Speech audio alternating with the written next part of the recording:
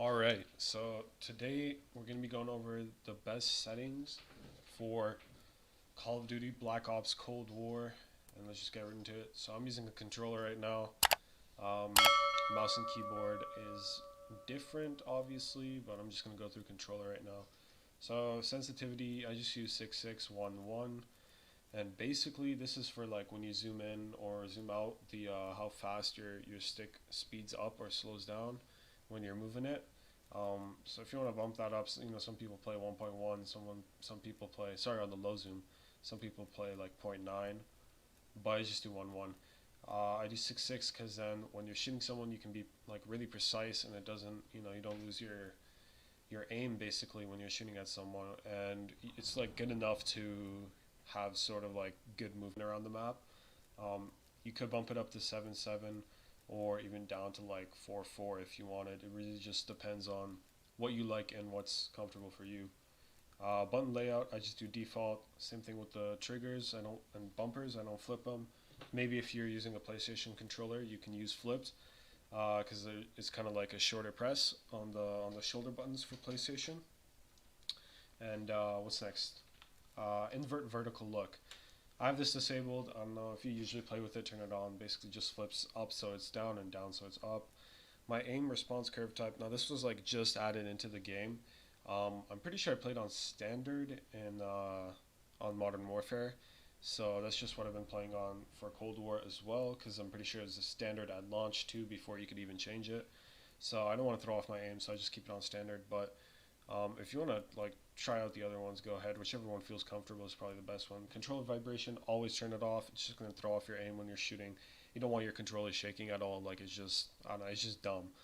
Um, Aim down sight aim assist, obviously leave that on. Same thing with slow down and strafing aim assist, leave those on. Grounded mental behavior. Now this is important. Usually, like it's on press, like when you first get the game. I do it on second press because I like to jump shot and hop shot and jump around when I'm shooting. And when you're on a head glitch and you jump shot on when it's just on press, you clamber over the box and get yourself killed, and that pisses me off a lot. The only problem I have with the grounded mental behavior being on the second press is sometimes it's hard to trigger that second press on this game specifically. On Modern Warfare, it was a lot easier. It was still like sometimes it wouldn't detect it, but most of the times it would. Um, but on this game, it's really hard. You just gotta get used to it. But it pisses me off sometimes. It'll just be like spamming the jump, and he won't clamber over it or mantle over it. Really annoying. But aim down sight behavior, hold. Obviously, you want to hold it. I mean, you could do toggle. I think it is. Yeah, but that's just aids. Steady aim behavior. Um, so this is basically like again, it's just toggle. So you just keep them on hold. It's normal. Like everyone uses hold. Armor behavior. I actually like to apply all. I don't know why that was off. I don't know why it was only on apply one. Um, the attack vehicle control mode. So this is basically like how you turn with like the boat, the gunboat, and all those others like vehicles. I just do aim based, like where I'm looking, that's where I want to go. If you want to change that, you can. Stick layout, I have it on default. You could do all these other different settings, but default is perfect for me. Okay, and now these input thresholds, obviously you want to keep the max to 99. Now the minimum really depends on your controller. I'd say first off, when you first start the game, I think it starts at 13, which is way too high. Drop it down to at least 5. And then go into like a private game or a custom match and see if keep bumping it down. You could even go down to 3 or 1. It really just depends on your controller, because if it's an older controller, it's gonna have stick drift. So go into like a custom game, check at every increment if you put your controller down on the table and the gun is moving or your guy is moving, then you have stick drift and you might want to bump it up a little bit. But for me, and I think for most controllers, 5 should be fine. If you have too much stick drift, obviously just bump it up a little. But yeah, make sure you change this when you first start the game because it's way too high on default. I have auto move forward disabled. I have auto sprint enabled. Now for this, like in search and destroy, there are times where you want to just walk, obviously, but the footsteps. If you're using, see, I use Ninja, so it doesn't really matter if I'm not gonna be heard unless they're freaking bleeding their eardrums out, like destroying their eardrums. Uh, but for me, it's just always on, even in respawn and search. Sometimes turn it off for search. It really depends if you're using Ninja or not, because those footsteps are loud when you're running. So, but again, why would you not use Ninja for search? So, it just depends on if you're using that perk or not. But definitely for respawn, keep it on. It just helps with your movement and stuff. Sprint cancels reload. I used to have this on, but especially when you have auto sprint on, it super aids. So now I just like YY to cancel the reload if I need to. Just it's fast enough, you know. Like after you do it so many times, you just have muscle memory for it, and it's fast enough. Parachute auto deploy. This should be disabled. I don't know what's enabled. Just when you jump out of the plane, you can choose when to pull your parachute, and it'll help with getting to the ground faster than other players. Equipment behavior hold. Yeah, I mean, I'd rather hold it than just toggle it.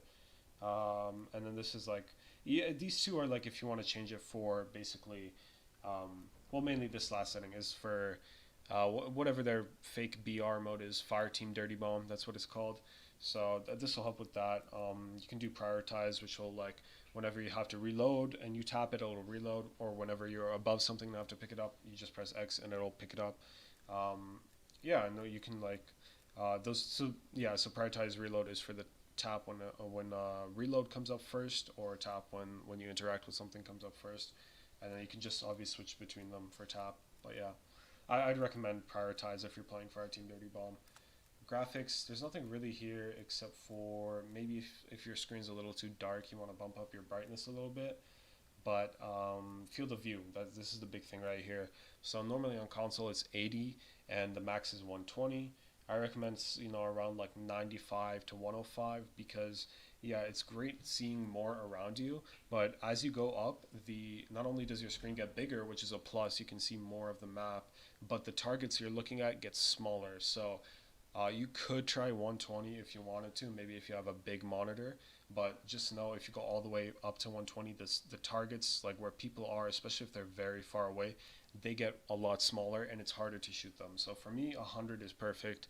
I've seen people play on 105, I've seen people play on 95, but 100 for me is perfect. Now the ADS field of view, affected is basically like when you zoom in, it'll have, it'll like zoom in the scope basically. And then when you have it independent, I believe it's just from the field of view. So if you have 100 field of view and you zoom in, it's not gonna, like if you aim down sight, it's not gonna zoom in the screen for you. It'll stay at 100 FOV, and affected it'll actually zoom it in for you. So especially with bumping up your FOV, I definitely recommend leaving it on affected because then you can see those targets even bigger when you aim down sight, which is a plus. But you can try independent if you want. Maybe if your FOV is not that high. I just think it's pretty weird to always disable motion blur. It's just like you're not gonna have it on. Like you want performance, right? So why would you want a blurry screen if you're trying to aim at people? So audio, this is not really important, but music I just put down to 20 because I don't know, it's just overpowering sometimes. Sound effects always 100. Dialogue about 80. Cinematics volume. I believe this is like the extras, like maybe the chopper or something, but I really don't know what cinematics volumes does, but I just keep it at 50 because the most important thing is the sound effects. You want to hear that all the time because that's footsteps, that's gunshots, that's reloading, that's people you can kill. So audio preset, high boost, it'll just bump up those footsteps for you and those higher sounds like the gunshots and all that, so you can hear those better. Especially the footsteps, that's really important to hear a lot better than everything else. Keep hit marker sound effect on. And this is just all voice chat stuff, so if you have problems with voice chat, like maybe your friends or your teammates can't hear you or you can't hear anything in game chat, just go ahead and yeah, and turn this on. I don't know why party chat was on there, but game chat is. Interface, I have subtitles disabled. You can turn that on because sometimes your player will say something like call out an enemy position, and if you don't hear it or you just like miss it, you can read it at the bottom of the screen. I don't think it's that important. And then these are all the different things you can turn off, like crosshairs and like the hit marker stuff, like everything on your HUD that you can turn off. So I have ally health bars on. I know some people like to turn that off. I have enemy health bars on. I know some people like to turn that off. But this is basically where you come to turn it off. And then this is like the full name. So basically it's a lot clearer above the enemy's head. And yeah, and abbreviated, you can have that, and you can just have the icon, which I think is just that circle, but I just keep full name. Then you can also have the compass. I turned this off because there's not really a use for it, and it just takes up space on the screen, so I leave that off. And yeah, and then there's just a bunch of other stuff. This is like your in-game alerts, so like if you have high latency or if you're dropping frames or having packet loss or something like that, this will let you know in game, so it's good to have on. And yeah, and then the next tab is just keyboard and mouse, so that doesn't really pertain to me or any controller player. And yeah, those are the best settings to use in this game, to make you play like a pro and to have you drop nukes every game. It's just like that, as simple as that. Alright, that's it. Make sure to like, subscribe, and catch my streams every day at around 6 o'clock Eastern. And yeah.